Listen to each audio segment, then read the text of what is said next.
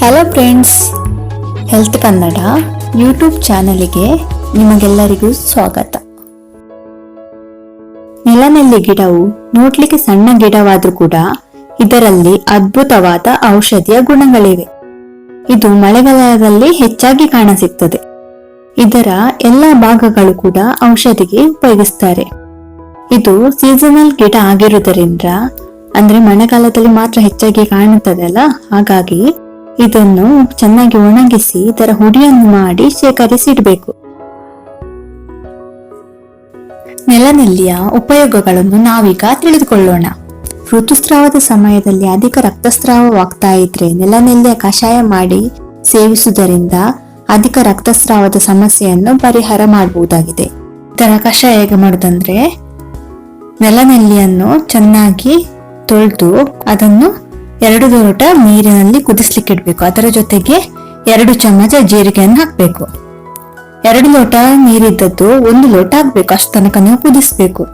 ನಂತರ ಇದನ್ನು ದಿನಕ್ಕೆ 3 ಬಾರಿ ಸೇವಿಸಬೇಕು.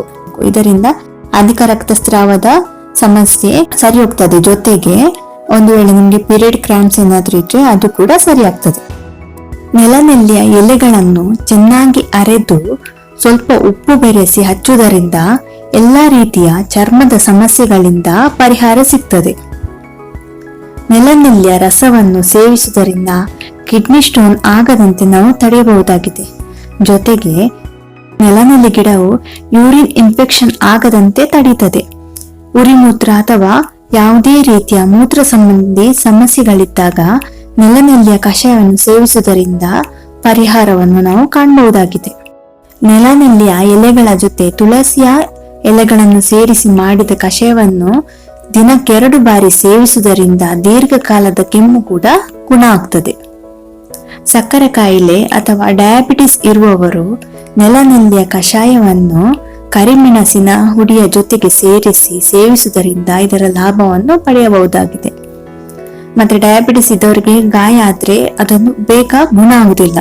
ಅಂತ ಒಂದು ಟೈಮಲ್ಲಿ ಏನ್ ಮಾಡ್ಬೇಕಂದ್ರೆ, ನೆಲನೆಲ್ಲಿಯ ಎಲೆಗಳನ್ನು ಪೇಸ್ಟ್ ಮಾಡಿ ಆ ಗಾಯದ ಮೇಲೆ ಹಚ್ಚುವುದರಿಂದ ಗಾಯ ಬೇಗನೆ ವಾಸಿ ಆಗ್ತದೆ.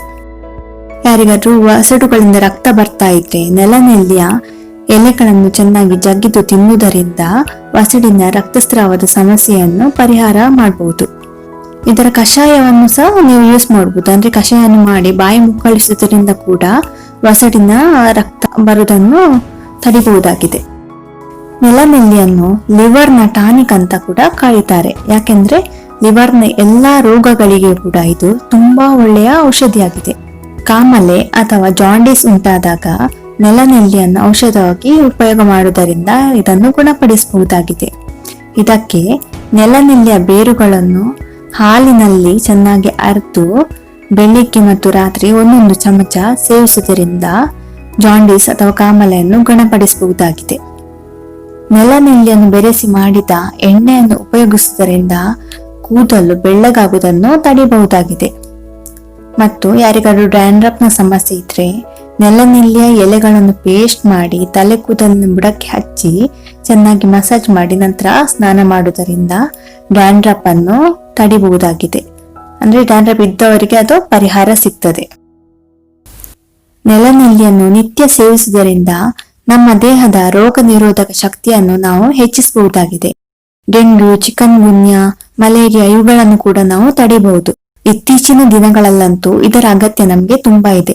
ಅಂದ್ರೆ ಕೊರೋನಾ ಟೈಮಲ್ಲಿ ಕೊರೋನಾ ವೈರಸ್ ಅನ್ನು ಕೂಡ ತಡೆಯುವ ಶಕ್ತಿ ಇದಕ್ಕೆ ಇದೆ ಅಂತ ಬೆಂಗಳೂರಿನ ಪ್ರಸಿದ್ಧ ಡಾಕ್ಟರ್ ಆದ ಡಾಕ್ಟರ್ ಗಿರಿಧರ ಕಾಜೆ ಅವರು ಕೂಡ ಹೇಳಿದ್ದಾರೆ. ಒಂದು ಸಣ್ಣ ಗಿಡದಿಂದ ಎಷ್ಟೆಲ್ಲ ಪ್ರಯೋಜನಗಳಿವೆ ಅಂತ ನೀವು ನೋಡಿದ್ರಲ್ಲ. ಇವತ್ತೇ ನೆಲನೆಲ್ಲಿಯ ಕಷಾಯವನ್ನು ಮಾಡಿ ಸೇವಿಸಿ ನೀವೆಲ್ಲರೂ ಸಹ ಆರೋಗ್ಯದಿಂದ ಇರಿ ಅಂತ ಹೇಳ್ತಾ ಇವತ್ತಿನ ವಿಡಿಯೋವನ್ನು ನಾನು ಇಲ್ಲಿಗೆ ಮುಗಿಸ್ತೇನೆ. ನಿಮ್ಗೆ ಈ ವಿಡಿಯೋ ಇಷ್ಟ ಆದ್ರೆ ಲೈಕ್ ಮಾಡಿ, ಶೇರ್ ಮಾಡಿ, ಕಮೆಂಟ್ ಮಾಡಿ. ಮತ್ತು ನೀವು ಇಷ್ಟರವರೆಗೆ ನನ್ನ ಚಾನಲ್ಗೆ ಸಬ್ಸ್ಕ್ರೈಬ್ ಮಾಡದೇ ಇದ್ರೆ ಸಬ್ಸ್ಕ್ರೈಬ್ ಮಾಡಿ. ಧನ್ಯವಾದಗಳು ಫ್ರೆಂಡ್ಸ್.